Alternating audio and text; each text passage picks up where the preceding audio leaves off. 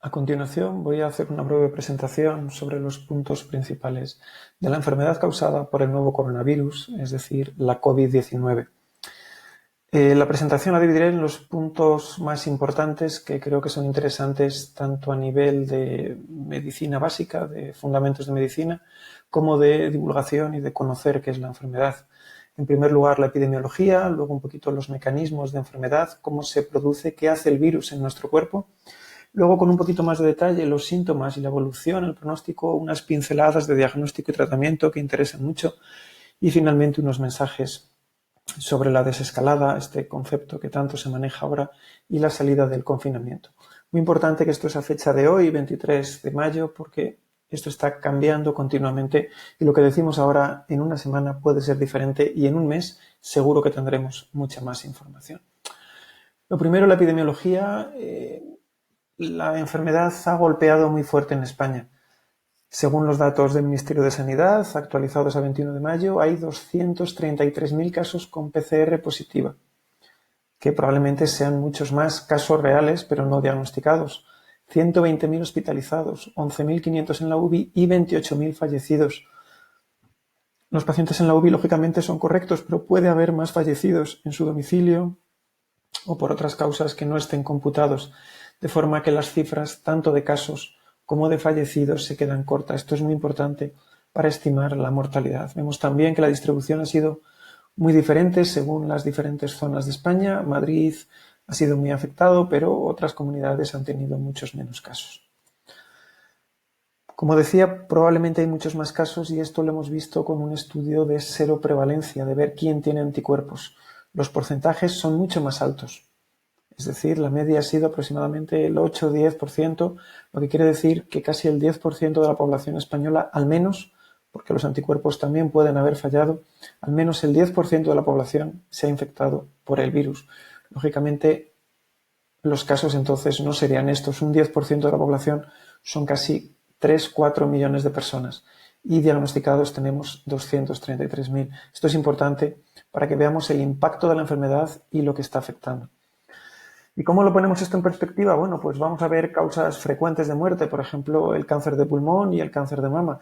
Recordemos la cifra que teníamos antes, 28.000 fallecidos, que probablemente es más baja, y vemos que el cáncer de pulmón y el cáncer de mama suman casi 29.000. Por tanto, la mortalidad en 2 meses de este virus ha sido probablemente superior a la que produce en un año el cáncer de mama y el cáncer de pulmón en España.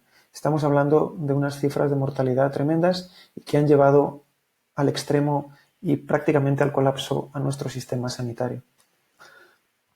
¿Cuál es la fisiopatología de esta enfermedad? Es decir, la causa obviamente es el coronavirus, lo veremos ahora, y cómo produce la enfermedad, qué hace en nuestro cuerpo. El término fisiopatología es opuesto a fisiología. Fisiología es nuestro funcionamiento normal y fisiopatología, cómo funciona en esta enfermedad. Bueno, el agente infeccioso, la causa está identificada, es el SARS-CoV-2, un beta-coronavirus, es un virus RNA, estos son detalles muy técnicos, tiene 5 proteínas estructurales, etcétera. Es decir, esto es muy importante para el desarrollo de tratamientos, vacunas, etcétera. Es un poco menos importante para entender la clínica y lo que está pasando. Este es el aspecto que tiene el virus, las diferentes proteínas, las diferentes componentes que tiene. ¿Y cómo produce este virus la enfermedad? Bueno, está pendiente de estudios, puede cambiar mucho nuestro conocimiento. Es como yo estoy poniendo el ejemplo, si nos atropella un coche a toda velocidad, apenas le vemos la matrícula. Si estamos de espalda, ni siquiera sabremos el color ni la marca. Eso nos ha pasado. Ahora estamos ya con los casos que están quedando, analizándolos muy en detalle, interpretando los datos que tenemos y estamos intentando conseguir datos de calidad, evidencia de calidad. ¿Por qué? Porque por un lado sabemos mucho para el tiempo que lleva la enfermedad con nosotros, pero muy poco para la gravedad e impacto que tiene. Y aquí es muy cierto que los datos no tienen nada que ver con el conocimiento. Como dijo Isaac Asimov, uno de los aspectos más tristes de la vida es que la ciencia acumula mucho conocimiento, muchos datos, más rápido de lo que acumulamos sabiduría. Tenemos muchísimos datos, muchísima información de la enfermedad, pero no sabemos exactamente lo que tenemos entre manos en muchos aspectos.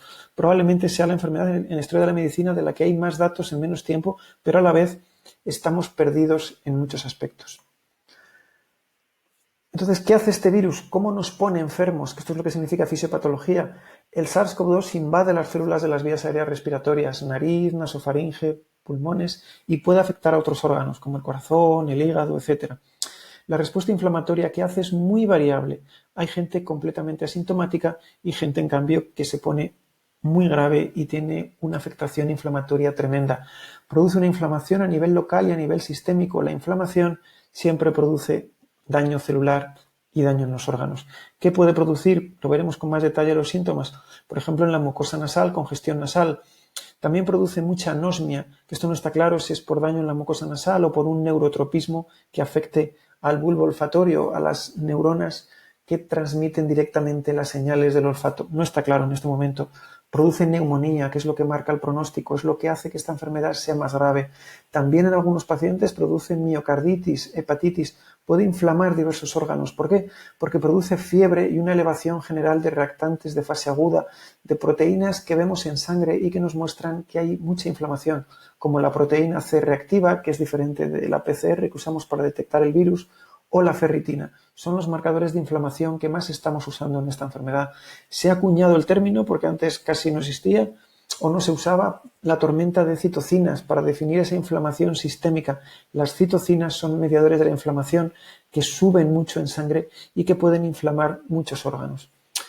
Se produce otro detalle, además, que es bastante peculiar de esta enfermedad, aunque también ocurre en otras neumonías graves, pero aquí lo estamos viendo con mucha prevalencia. Hay un incremento del riesgo de trombosis por probable daño endotelial. Uso mucho los términos probable, hay cosas que están relativamente claras, pero ahora mismo, como comentaba, esta presentación dentro de una semana, 15 días, puede tener cosas mal porque ha cambiado la interpretación de la enfermedad. Esto produce con cierta frecuencia trombosis en arterias pulmonares y también otras complicaciones con trombos como por ejemplo ictus, accidentes cerebrovasculares o síndromes coronarios, trombos en las arterias coronarias. Lo estamos viendo con bastante frecuencia. ¿Y qué manifestaciones, cómo se manifiesta esta enfermedad? ¿Cómo vemos nosotros que está ocurriendo esto? Pues hay gente asintomática o con muy poquitos síntomas, mialgias, febrícula, astenia.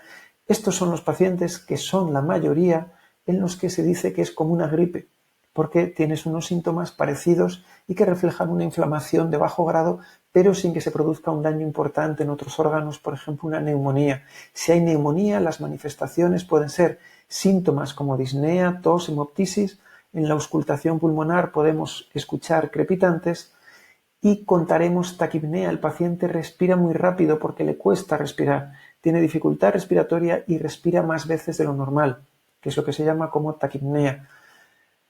Si los alveolos pulmonares se terminan llenando de exudado inflamatorio, cuando hay inflamación se acumulan muchas células, muchas sustancias para limpiar el virus, pero al final la inflamación produce un daño celular. Entonces, si esos alveolos se llenan de exudado inflamatorio, de células, de proteínas que intentan eliminar el virus, eso va a determinar una insuficiencia respiratoria, porque el pulmón es incapaz de intercambiar el oxígeno y el dióxido de carbono.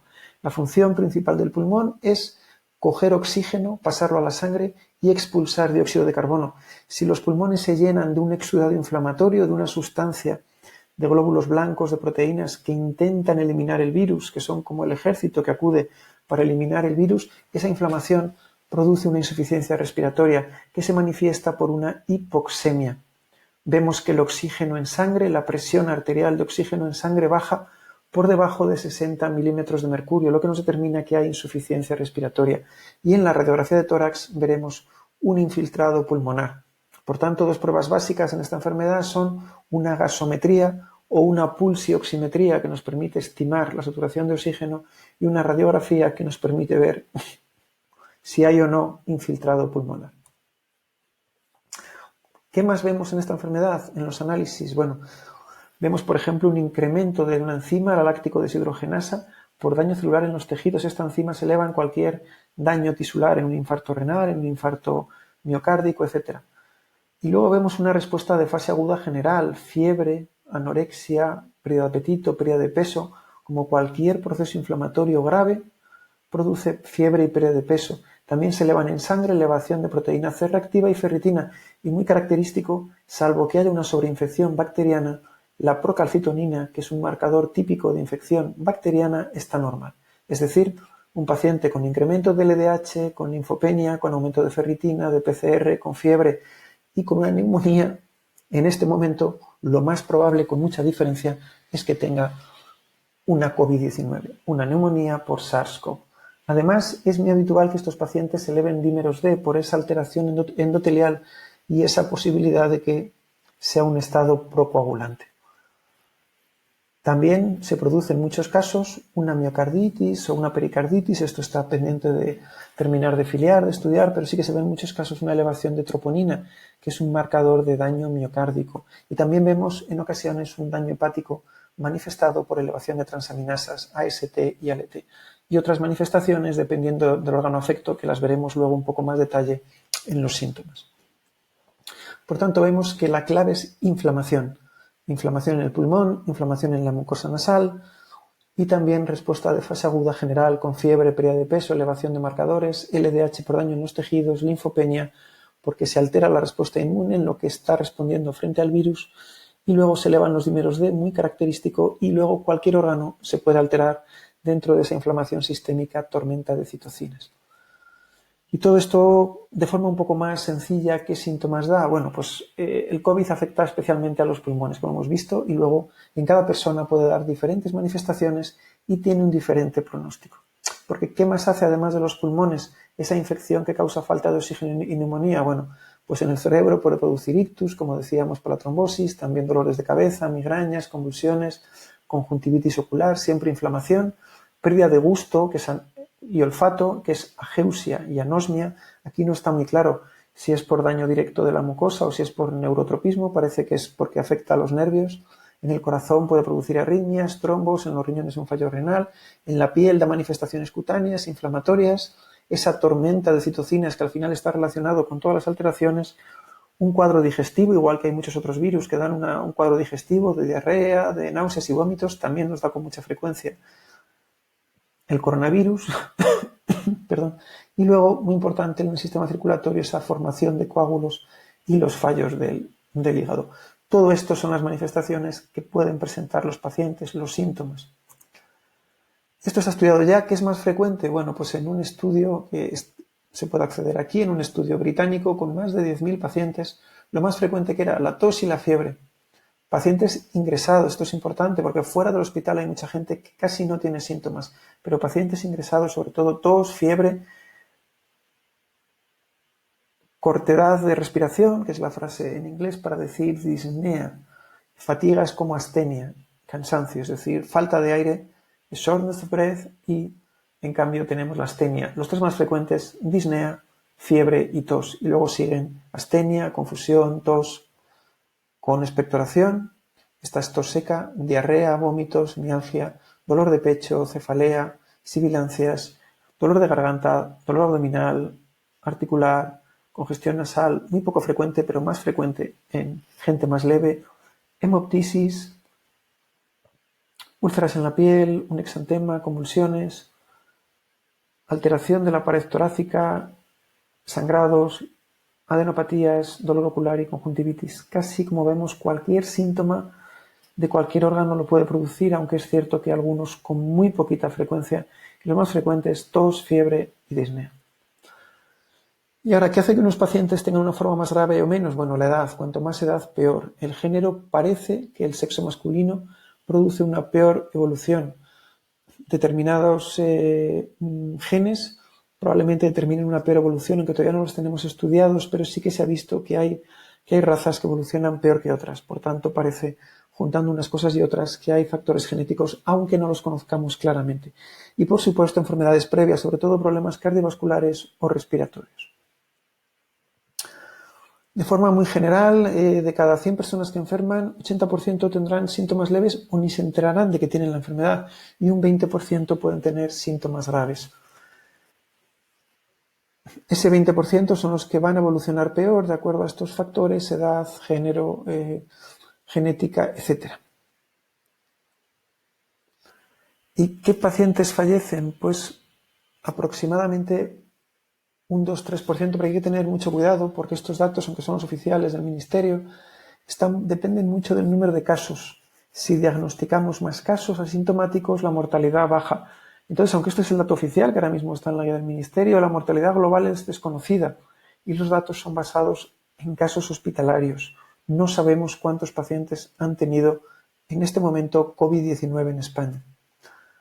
¿Qué datos tenemos de otros países? Bueno, pues en Italia, que también son estimaciones, pues se ve que la mortalidad global de casos es un 7,2%, muy baja hasta los 50 años, sube un poquito de 50 a 60, hasta los 70 años un 3% y luego ya sube mucho, supera el 10% con más de 70 años. Es ya una tasa de mortalidad relativamente importante, es decir, que entre 80 y 90 años fallezcan el 20% de los pacientes que tienen la enfermedad, es una enfermedad muy grave. En China se han visto datos parecidos, hasta los 50 años mortalidad muy baja, luego va aumentando progresivamente y con más de 80 años el 15%. Pero, insistimos, la mortalidad global es desconocida. Puede ser incluso menor del 1% porque hay muchos casos que no hemos diagnosticado. Por tanto, como resumen, hay múltiples síntomas, el predominio respiratorio y cuadros asintomáticos, con lo que nos lleva a una mortalidad poblacional desconocida, pero que probablemente sea menor del 1% de forma global, sin perjuicio de que solo un 1%, un 0,5% es una cifra altísima aplicada a toda la población. ¿Cómo hacemos el diagnóstico? Aquí vemos uno de los test rápidos que tanto se están usando y vamos a intentar explicar un poquito qué es esto. Pues lo primero, esto está tomado de este blog, de Microbioblog. Esto es muy sencillo. Lo que hacemos es detectar o bien el virus mediante PCR de antígenos, que esto casi no se está usando, sobre todo es la RT-PCR, que permite amplificar el RNA, y luego también detectamos los anticuerpos que produce nuestro cuerpo. Son las dos formas de detectar que tenemos o hemos tenido la enfermedad, que tengamos el virus o que tengamos anticuerpos contra él. Son las dos principales pruebas, la PCR, que detecta el virus en el tracto respiratorio, y la serología, que permite detectar anticuerpos en sangre, como expresión de esa respuesta inmune frente al virus. Este gráfico es un poquito más complejo, se puede descargar en esta página, pero es relativamente sencillo. Hay un periodo en el que la persona es asintomática, pero ya tiene el virus está replicando en su garganta, es el periodo en el que puede contagiar. En este momento se puede detectar también mediante PCR. Aislamiento del virus del tracto respiratorio, ya se puede detectar. Y se va a poder detectar desde aproximadamente, todo esto son medias, habrá gente que será antes y gente que será después, desde una semana antes a una semana y un poco después, 1 a 2 semanas. En este periodo ya 3-4 semanas desde que comenzó la infección o 2 semanas antes no se puede detectar. Hay una ventana en la que la PCR es positiva y hay otros momentos en los que no es positiva. Y además de la PCR, que se puede detectar antes de que empiece la infección y hasta 1 o 2 semanas después, ¿qué es lo que tenemos? Los anticuerpos. Los IgM, que son los primeros que se producen, y los IgG. Los IgM y los IgG, los dos se empiezan a producir aproximadamente a la segunda semana. La IgM alcanza un pico un poquito más rápido y baja y está positivo hasta la sexta, octava, décima semana. Es muy difícil dar una cifra. En este punto, por ejemplo, el paciente está ya curado habitualmente, pero la IgM puede seguir siendo positiva. En cambio, la IgG alcanza el pico un poquito después de la IgM y se mantiene positiva, y es la que esperamos que confiera inmunidad, la que esperamos que se mantenga el tiempo suficiente para que los pacientes tengan inmunidad. Es la gran pregunta, ¿inmunidad o no? Bueno, no lo sabemos a ciencia cierta porque no han pasado 3 años, pero los datos que hay de momento sugieren que es probable que haya inmunidad, que las personas que tengan IgG, los anticuerpos que se producen en una segunda instancia, los más duraderos y también los más efectivos, que esos anticuerpos proporcionen inmunidad a largo plazo. No sabemos cuánto, no lo podemos decir, pero esperamos que sea así. Entonces, muy importante el concepto, en la semana 6 podremos tener IgM e IgG positivo, pero el paciente ya no es contagioso. Ha sido contagioso a lo mejor hasta la semana 3, 4, pero es muy difícil. Ahora lo veremos con más detalle porque este concepto es muy complicado. Y esto explica que muchas veces se den recomendaciones que parecen contradictorias, pero aparte del cambio que ha habido en la enfermedad, también, según cada paciente, puede ser contagioso o no según el punto de la enfermedad. Bueno, de forma muy resumida, la PCR puede ser positiva en la fase presintomática y en la primera semana de enfermedad, aproximadamente. Y aquí también se puede detectar el antígeno, que esto casi no se hace, y los anticuerpos, bueno, lo normal es que sean negativos, pero pueden empezar a ser positivos. En la segunda semana y en la tercera La PCR a lo mejor da positiva, lo más frecuente es que no, pero en algún paciente sigue dando positiva incluso hasta 4, 5, 6 semanas. Ya el significado de PCR tan persistente va por otras vías y es muy difícil de explicar.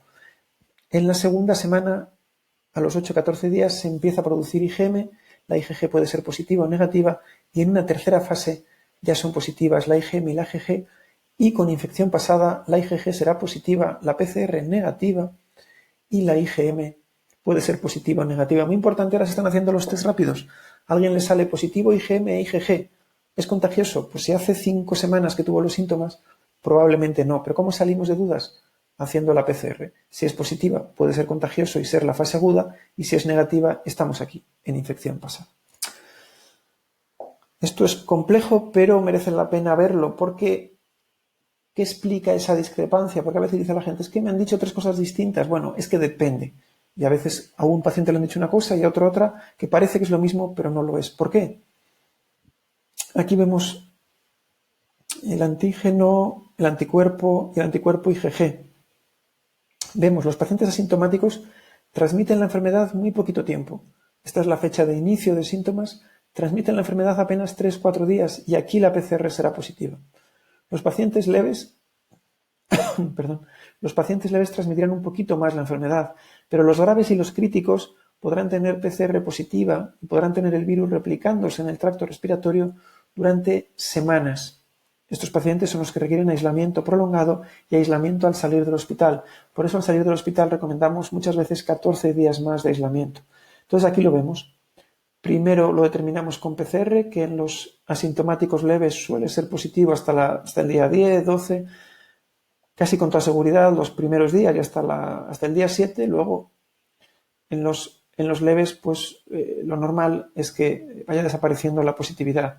En los graves la PCR es positiva más tiempo y en los críticos durante más tiempo. La IgM aparece a partir del día 7 y la IgG a partir de la segunda semana y se mantiene durante tiempo. Y la IgM puede tardar en desaparecer. Estamos viendo IgMs positivas después de 8 o 10 semanas y no quieren decir nada más que la IgM se mantiene. Si la PCR es negativa y hace 6, 7, 8 semanas que fueron los síntomas, ese paciente está curado. No tiene que preocuparse de que tenga la IgM positiva.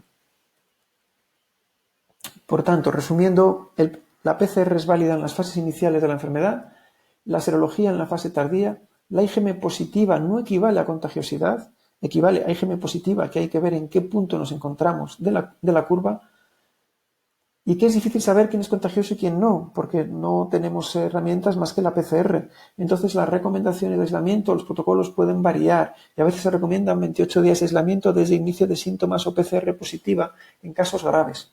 En casos leves es diferente, pero en casos graves muchas veces se recomienda un aislamiento prolongado porque sabemos que la PCR puede ser positiva durante mucho tiempo, sobre todo en pacientes que han estado en la UTI.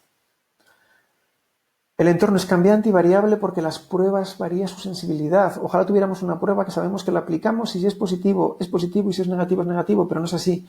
Toda prueba tiene una fiabilidad, no hay ninguna prueba fiable al 100%.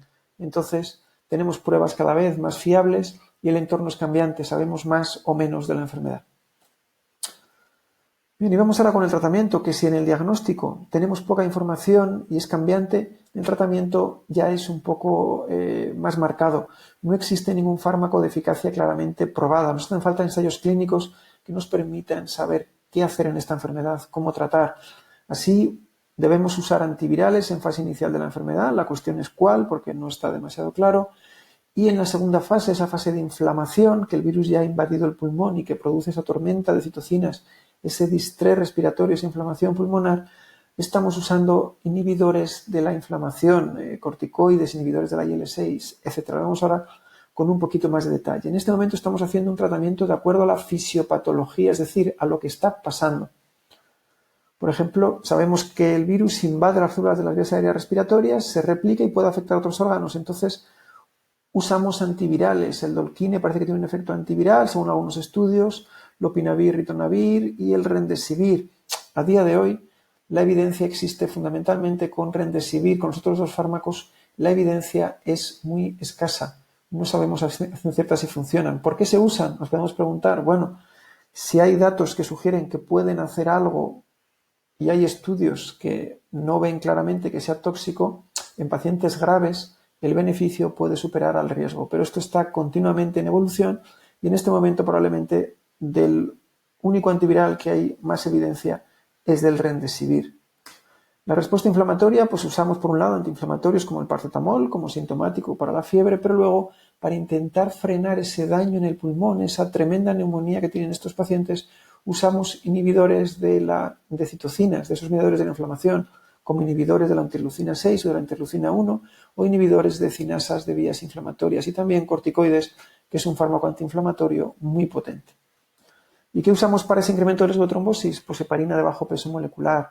Y luego también usamos plasma de pacientes recuperados que tienen anticuerpos para intentar frenar esa replicación viral, para intentar frenar las dos cosas, la inflamación y la replicación viral.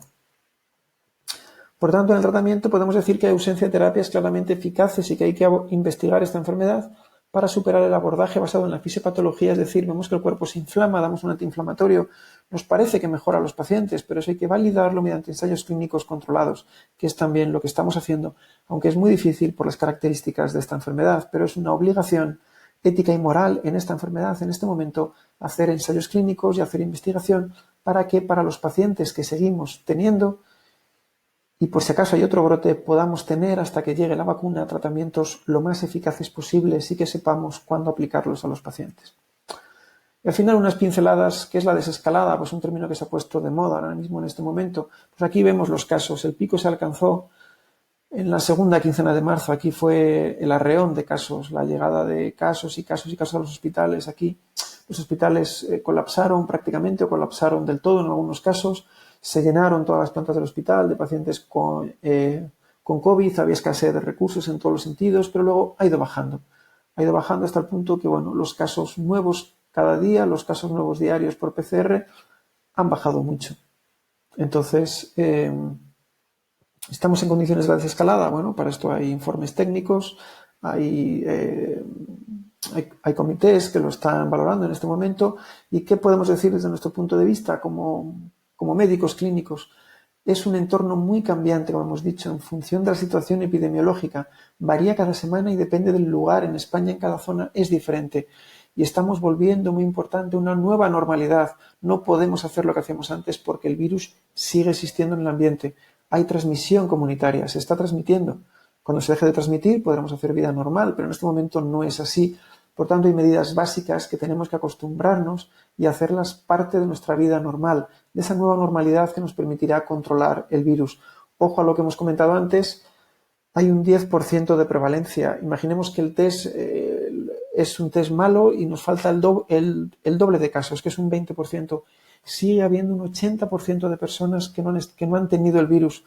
La mortalidad que puede provocar en ese grupo es enorme. Por tanto, medidas básicas: vigilancia de síntomas, distanciamiento físico, lavado de manos y uso de mascarilla, como medidas fundamentales que nos permitirán cortar la transmisión del nuevo coronavirus y salir de esta pandemia junto con, esperemos que sea cuanto antes, una vacuna que nos permita prevenir claramente la enfermedad.